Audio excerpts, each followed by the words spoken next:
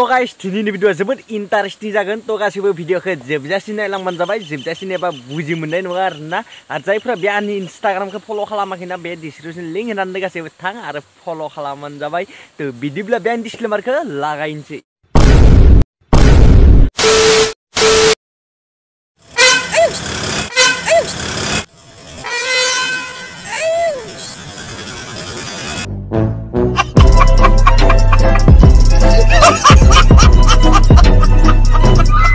गावनाव थानायखौनो बुंना लाबालाय मा जानोलै जोंनाव दङ होनना जोंथ' बुंना लायाखैना।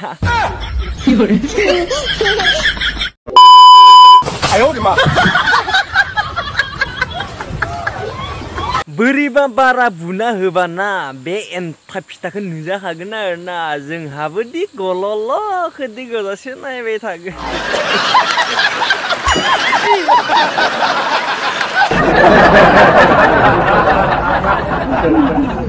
मानो गारनोलै ओरैनो नुनाय जिनिसखौथ' नायखानोनो नांगोन ना बहा नुनोसै नङाबालाय।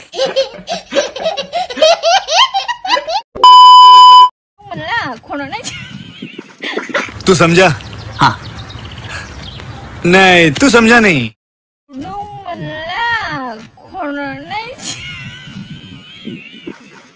बे जायगायाव गुदुं गैया होनबालाय मा जानोलै मेरला गुदुं दंखायोथ' बेयाव नुखादोंना आङो।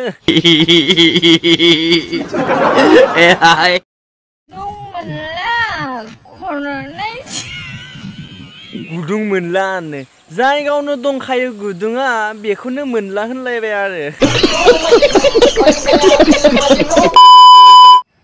माबायदि मोनखो सना गोसोआव मा सानखो नोंजों बैजों मेलायाव बुजाहैनानै सना नोंजों बैजों मेलायाव बुजाहैनानै गावहासो गुलुं गालदां खालामना हमजाबायदोंमोनदांलै बेनिखायनो बेफोरबायदि मेथाइ रोजाबबाय आरोना।